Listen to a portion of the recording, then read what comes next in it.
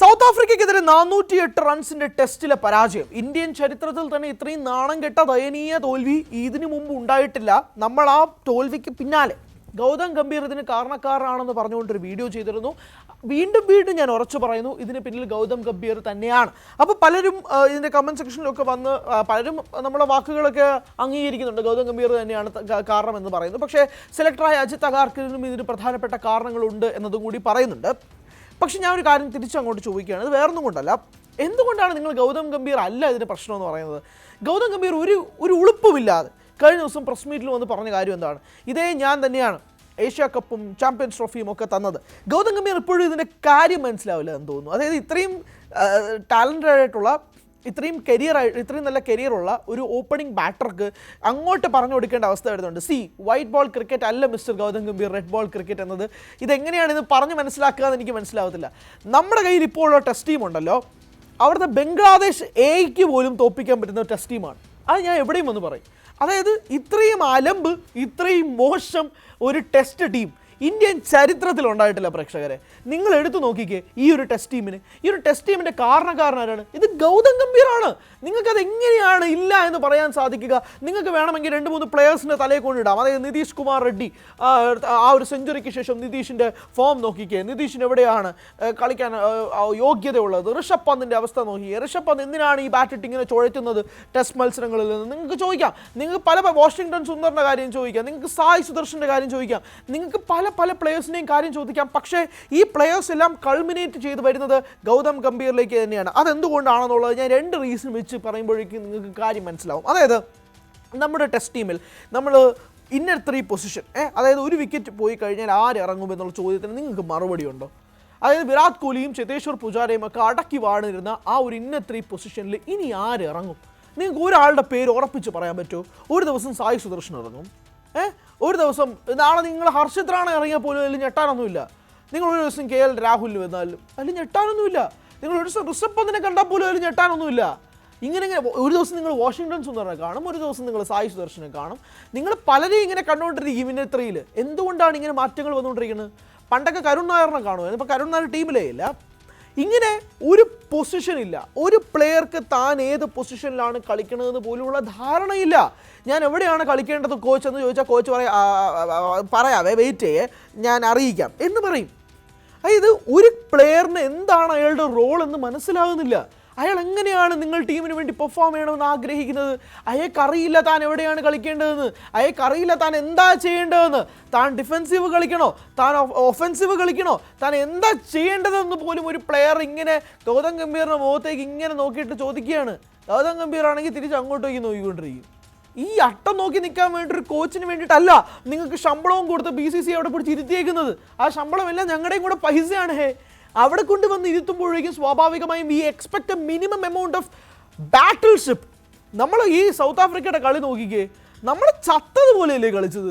അതായത് വയ്യ, നിങ്ങൾ ജയിച്ചോ, നിങ്ങൾ എടുത്തോ, ഗുവാഹട്ടി ടെസ്റ്റൊക്കെ എന്തോന്നായിരുന്നു, നിങ്ങൾ എടുത്തോ, ഞങ്ങൾക്ക് വയ്യ, നിങ്ങൾ ജയിച്ചോ, നിങ്ങൾ കളി കൊണ്ട് പൊക്കോ എന്നല്ലേ പറഞ്ഞുകൊണ്ട് കിടന്നത്. ആ രീതിയിലല്ലായിരുന്നു നമ്മുടെ കോൺഫിഡൻസ് മീറ്റർ എന്ന് പറയുന്നത്. ഈ കോൺഫിഡൻസ് മീറ്റർ എന്തുകൊണ്ടാണ് പ്ലെയേഴ്സിന് ഇല്ലാത്തതെന്ന് ആലോചിച്ചിട്ടുണ്ടോ നിങ്ങൾ? അതിന് കാരണക്കാരനും ഗൗതം ഗംഭീർ തന്നെയാണ്. അതിന് കാരണക്കാരും സെലക്ടേഴ്സ് തന്നെയാണ്. കാരണം ഞാനിപ്പോൾ ടീമിലെ സ്ഥിരം പ്ലെയർ ആണെന്ന് വിചാരിച്ചോ, ടീമിൽ ഞാൻ സ്ഥിരമായി കളിക്കുന്ന ഒരാളാണെങ്കിൽ എൻ്റെ ഉള്ളിലൊരു കോൺഫിഡൻസ് വരും. ഞാൻ ഈ മത്സരം തോറ്റാലോ അല്ലെങ്കിൽ ഈ മത്സരത്തിൽ എനിക്ക് നന്നായി പെർഫോം ചെയ്തില്ലെങ്കിൽ പോലും അടുത്ത മത്സരത്തിൽ എന്നെ പിന്താങ്ങാൻ എൻ്റെ കോച്ചുണ്ട്, എൻ്റെ സെലക്ടേഴ്സ് ഉണ്ട്, എൻ്റെ ക്യാപ്റ്റനുണ്ട്, എൻ്റെ ടീംമേറ്റ്സ് ഉണ്ട്. പക്ഷേ എനിക്കറിയില്ല ഞാൻ അടുത്ത ടെസ്റ്റ് മാച്ച് കളിക്കുമോ ഇല്ലയോ എന്ന് പോലും. എൻ്റെ ഈ ടെസ്റ്റിൽ എൻ്റെ പൊസിഷനേ മറന്നേക്ക്, ഞാൻ ഏത് പൊസിഷനിൽ വേണോ കളിക്കാമെന്ന് വെച്ചോ, പക്ഷേ അടുത്ത കളിയിൽ ഞാൻ ഉണ്ടോ ഇല്ലയോ എന്ന് പോലും എനിക്കറിയില്ല. അത് ഞാൻ പറയുന്നത് എത്ര പ്ലെയേഴ്സിൻ്റെ അവസ്ഥയാണെന്നറിയോ? നിതീഷ് കുമാർ റെഡ്ഡിക്ക് ഈ അവസ്ഥയുണ്ട്, വാഷിംഗ്ടൺ സുന്ദർ ഈ അവസ്ഥയുണ്ട്, സായ് സുദർശൻ ഈ അവസ്ഥയുണ്ട്, കുൽദീപ് യാദവിന് ഈ അവസ്ഥയുണ്ട്, ജസ്പ്രീത് ബുംറയ്ക്ക് ഈ അവസ്ഥയുണ്ട്. ആലോചിക്കുക, ജസ്പ്രീത് ബുംറയ്ക്ക് വർക്ക് ലോഡ് കാരണം ജസ്പ്രീത് ബുംറ ഇനി കളിക്കുമല്ലോ എന്ന് പോലും അറിയത്തില്ല. ഞാനൊരൊറ്റ കാര്യം നിങ്ങളോട് പറയാം. ഈ ടെസ്റ്റിന് ശേഷം നമുക്കിനി വരാൻ പോകുന്ന ഒരു ടെസ്റ്റ് ഏകദേശം ഒരു 6-7 മാസത്തിന് ശേഷമായിരിക്കും. അന്ന് നമ്മൾ എന്താണല്ലേ, അതിനിടയിൽ നമ്മൾ കുറേ വൈറ്റ് ബോൾ ക്രിക്കറ്റ് കളിക്കും, നമ്മൾ കുറേ T20 കളിക്കും, നമ്മൾ കുറേ ODI കളിക്കും, നമ്മൾ കുറേ കളി കഴിഞ്ഞിട്ട് വീണ്ടും ടെസ്റ്റിലേക്ക് വരുമ്പോൾ വാ നമ്മുടെ ODI ക്രിക്കറ്റും T20 ക്രിക്കറ്റും കളിച്ചാൽ അതേപോലെ ഒരു കളി നമുക്ക് ഇവിടെ കളിക്കാമെന്ന് പറഞ്ഞു കഴിഞ്ഞാൽ നടക്കില്ല. അത് നടക്കില്ല. ഈ 6-7 മാസങ്ങൾക്ക് ശേഷം വീണ്ടും ഇതുപോലെ വൈറ്റ് ബോൾ ക്രിക്കറ്റിൽ ലക്ഷ്യം വെച്ച് മുന്നോട്ട് പോകുന്ന ഒരു ഇന്ത്യൻ ടീമിനെ നിങ്ങൾ അവിടെ പ്രതീക്ഷിക്കരുത്. ഇത്രയും മോശമായിട്ടൊരു ടെസ്റ്റ് ടീമിന് ചരിത്രത്തിൽ ഇന്ത്യക്ക് ഉണ്ടായിട്ടില്ല. ഞാൻ വീണ്ടും ആണിയിട്ട് സംസാരിക്കുന്നു, ഞാൻ റെക്കോർഡ്സ് വെച്ചാണ് സംസാരിക്കുന്നത്. അങ്ങനെ ഒരു ടെസ്റ്റ് ടീമിനെയുമായിട്ടാണ് നമ്മളിപ്പോൾ കളിച്ചുകൊണ്ടിരിക്കുന്നതെന്ന് ആലോചിച്ച് നോക്കണം. സൗത്ത് ആഫ്രിക്ക പോലൊരു ടീം എന്ത് ഗംഭീരമായിട്ടാണ് അവർ കളിക്കുന്നതെന്ന് ആലോചിച്ച് നോക്കിയത്. ടെമ്പ ബൗമെ പോലൊരു താരത്തിൻ്റെ കീഴിൽ സൗത്ത് ആഫ്രിക്ക 12 ടെസ്റ്റ് കളിച്ച് 11 അവർ ജയിച്ചു, 1 ഡ്രോയ. ഒറ്റ പരാജയം സൗത്ത് ആഫ്രിക്കയ്ക്കില്ല. ഇന്ത്യൻ മണ്ണിൽ സൗത്ത് ആഫ്രിക്ക 2-0 25 വർഷങ്ങൾക്ക് ശേഷം വൈറ്റ് വാഷ് അടിച്ചിട്ട് പോകുന്ന കാഴ്ചയും കൂടി ഉണ്ടാകുന്നുണ്ട്. സൗത്ത് ആഫ്രിക്കയുടെ കോൺഫിഡൻസ് ലെവൽ ആലോചിച്ച് നോക്കിയേ. ഇപ്പം നമ്മൾ ഇന്ത്യ പോയി ഓസ്ട്രേലിയയിൽ ചെന്നിട്ട് പെർത്തിലും അഡ്ലൈഡിലും സിഡ്നിയിലും ഒക്കെ പോയിട്ട് കളിച്ച് അവിടെ 3-0 നമ്മൾ ജയിച്ചിട്ട് ഇവിടെ നാട്ടിലേക്ക് വരുമ്പോൾ നമ്മുടെ കോൺഫിഡൻസ് മീറ്റേഴ്സ് ഒന്ന് ആലോചിച്ച് നോക്കിയേ. ഓവർസീസിൽ പോയി വൈറ്റ് വാഷ് അടിച്ചിട്ട് വരുന്ന ഇന്ത്യൻ ടീം, ഓഹോ കിരീടം ജയിച്ചതിന് തുല്യം. നമ്മൾ തലയിൽ കൊണ്ട് നടന്നതിനെ താരങ്ങളെ ഇല്ലേ. അതുപോലെ സ്വന്തം മണ്ണിൽ പിച്ച് എങ്ങനെയാണെന്ന് പോലും മനസ്സിലാവാതെ സ്പിന്ന് കളിക്കാറിനോടാത്ത താരങ്ങൾ. ഗുവാഹട്ടി ടെസ്റ്റിൽ ആർക്കെങ്കിലും പിച്ചിനെ കുറ്റം പറയാൻ പറ്റുമോ? ഇത്രയും ഗംഭീരമായൊരു ടെസ്റ്റ് പിച്ച് നിങ്ങൾക്ക് അടുത്ത കാലത്തൊന്നും സത്യം പറയാൻ ഞാൻ കണ്ടിട്ടില്ല. അടുത്ത കാലത്തൊന്നും ഇത്രയും നല്ലൊരു ടെസ്റ്റ് പിച്ച് ഞാൻ കണ്ടിട്ടില്ല. ആ ഒരു ടെസ്റ്റ് പിച്ചിൽ കിടന്ന് താളം തികൃതൈ എന്നൊക്കെ പറഞ്ഞ് കളിച്ചുകൊണ്ടിരുന്ന ഇന്ത്യൻ താരങ്ങളില്ലേ നമ്മൾ കണ്ടത്? സ്പിന്നിൽ വട്ടം കറങ്ങുകയായിരുന്നില്ലേ? അവൻ നമ്മുടെ പ്രശ്നമെന്ന് പറയുന്നത് നമ്മുടെ താരങ്ങൾക്ക് മേൽ പഴിക്കുന്നതിനേക്കാൾ കൂടുതൽ, ഞാൻ വീണ്ടും ആവർത്തിക്കുന്നു, ഇംബാലൻസ്, ഇൻകൺസിസ്റ്റൻസി.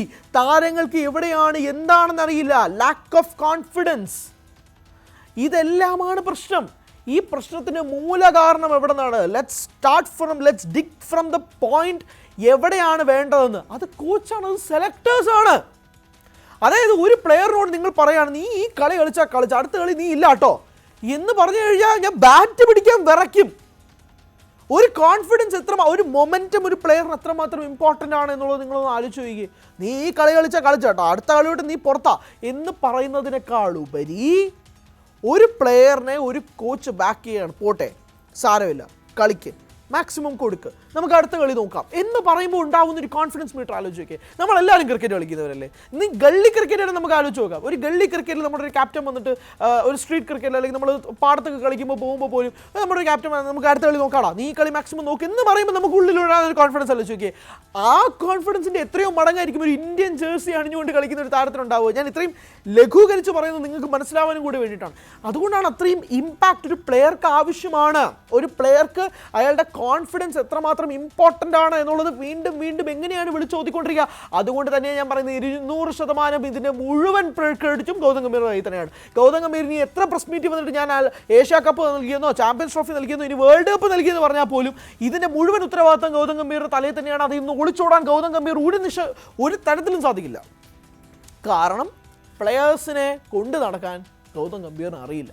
ഗൗതം എന്താ പറയുന്നത്? ഈ ടെസ്റ്റ് ടീം ഇൻഎക്സ്പീരിയൻസ്ഡ് ആണ്.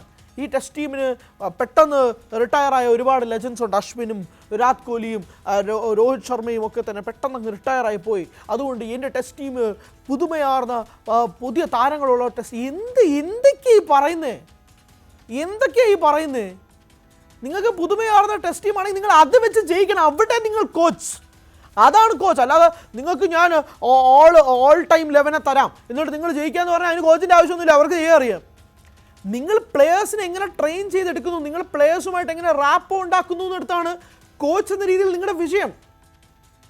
Coating carry question. അതുകൊണ്ട് ഗംഭീർ വന്ന് പറയുന്ന കാര്യങ്ങൾ ഭയങ്കരമായ ഈഗോയിസ്റ്റിക് ഒരു മനുഷ്യൻ പറയുന്ന രീതിയിലേക്ക് തന്നെയാണ് കാര്യങ്ങൾ മാറുന്നത്. He is the head coach of the Indian cricket team. പുള്ളിക്ക് എവിടെ നിന്ന് ഒഴിഞ്ഞു മാറാൻ പറ്റില്ല. അല്ലെങ്കിൽ പുള്ളി രാജിവെച്ച് ഇറങ്ങി പോകണം. എന്നെ കൊണ്ട് കഴിയില്ല എന്ന് പറഞ്ഞ് രാജിവെച്ച് ഇറങ്ങി പോകണം. BCCI ആണ് തീരുമാനം എടുക്കുന്നത്. പറയാം you can say to the BCCI that ഞാൻ ഇറങ്ങി പോവാണ് സർ എന്ന് പറഞ്ഞുകൊണ്ട് you can issue a letter, right? അപ്പോൾ അതിന് പറ്റില്ല. ഞാൻ എന്നെ ന്യായീകരിച്ചുകൊണ്ടിരിക്കുമെന്ന് പറഞ്ഞു കഴിഞ്ഞാൽ നടക്കുന്ന പരിപാടിയല്ല. പിന്നെ ഏഷ്യ കപ്പും ചാമ്പ്യൻസ് ട്രോഫി എടുത്തുകൊണ്ട് വന്നിട്ട് ടെസ്റ്റ് ടീമിനിടയിൽ വന്ന് പറയേണ്ട കാര്യം എന്താണെന്നുള്ള ലോജിക്കില്ലായ്മ എനിക്ക് മനസ്സിലാവുന്നില്ല. വൈറ്റ് ബോൾ ക്രിക്കറ്റ് ആണോ റെഡ് ബോൾ ക്രിക്കറ്റ്? അത് ഇവിടെ 5ാം ക്ലാസ്സിലെ പിള്ളേർക്ക് അറിയാലോ എൻ്റെ വ്യത്യാസം. നിങ്ങളൊരു സെഷൻ എങ്ങനെ കളിക്കുന്നു എന്ന് വെച്ചിട്ടാണോ നിങ്ങളൊരു ഇന്നിങ്സ് കളിക്കുന്നത് ആലോചിക്കുന്നത്? അപ്പോൾ ഇതുപോലുള്ള മുട്ടാപ്പോക്ക് ന്യായങ്ങളൊക്കെ പറയുന്ന ഇന്ത്യൻ ഹെഡ് കോച്ചിനെ കാണുമ്പോൾ സത്യം പറഞ്ഞ വിഷമമാണ് വരുന്നത്. താരങ്ങൾക്കൊന്നും ഒരു കോൺഫിഡൻസ് ഇല്ല, ഒരു ഫൈറ്റ് ഇല്ല, ഒരു സ്ട്രഗിൾ ഇല്ല. സൗത്ത് ആഫ്രിക്ക ജയിച്ചോണ്ട് പോക്ക്, ഞങ്ങൾ വന്നിരുന്ന് കൈയടിക്കാവേ എന്ന് പറയുന്ന ഇന്ത്യൻ താരങ്ങൾ ഭയങ്കര വിഷമത്തോടു കൂടിയാണ് സംസാരിക്കുന്നത്. കാരണം കഴിഞ്ഞ ദിവസങ്ങളിലൊക്കെ നമ്മൾ ഈ ടെസ്റ്റിനെ പറ്റി കൂടുതലായിട്ട് വിശകലനം ചെയ്യുന്ന സമയത്ത് ഹൈലൈറ്റ്സിൽ പോലും നമുക്കൊരു നല്ല പ്രകടനമില്ലെന്ന് ആലോചിച്ചു. 130, 140 ചേസ് ചെയ്യാൻ പെടുന്ന പാട്, എന്നിട്ടും തോക്കും. അത്രയും മോശം ടെസ്റ്റ് ടീമാണ് നമുക്കുള്ളത്. ഒരു അടിച്ചു വാർക്കൽ വളരെ നിർണായകമാണ്. അല്ലെങ്കിൽ ഈ ടെസ്റ്റ് ടീം അധപതനമാണ്. ഇനി ഞാൻ പറഞ്ഞതുപോലെ ഇനി വരാൻ പോകുന്നൊരു ടെസ്റ്റ് 6-7 മാസത്തിന് ശേഷമേ ഉള്ളൂ. അപ്പോഴേക്കും നമ്മളിതൊക്കെ മറക്കാനാണ് ഉദ്ദേശിക്കുന്നതെങ്കിൽ ശരി, ഓക്കെ, മറന്നോ, ആർക്കും ഒരു പരാതിയില്ല, മറന്നോ, വിട്ടുപൊക്കോ. ഞാൻ അടുത്ത വേൾഡ് ടെസ്റ്റ് ചാമ്പ്യൻഷിപ്പ് എന്നൊന്നും പറഞ്ഞുകൊണ്ട് ഇങ്ങോട്ടേക്ക് വരരുത്. വേൾഡ് ടെസ്റ്റ് ചാമ്പ്യൻഷിപ്പൊക്കെ ഇവിടെ ആമ്പിള്ളേർ കൊണ്ടുപോയെന്ന് പറഞ്ഞാൽ ഇതിനകത്ത് വേറെ തർക്കമൊന്നും വരരുത്. വീണ്ടും ആവർത്തിക്കുന്നു, വൈറ്റ് ബോൾ ക്രിക്കറ്റിൽ ഇന്ത്യ ഈസ് ദ ബെസ്റ്റ്. ഒരു തർക്കവും ഇല്ല. India strong champions in white ball cricket. പക്ഷേ റെഡ് ബോൾ ക്രിക്കറ്റിൽ അതേപോലെ അത്തപതനമാണ് മുന്നോട്ട് പോയിക്കൊണ്ടിരിക്കുന്നത്.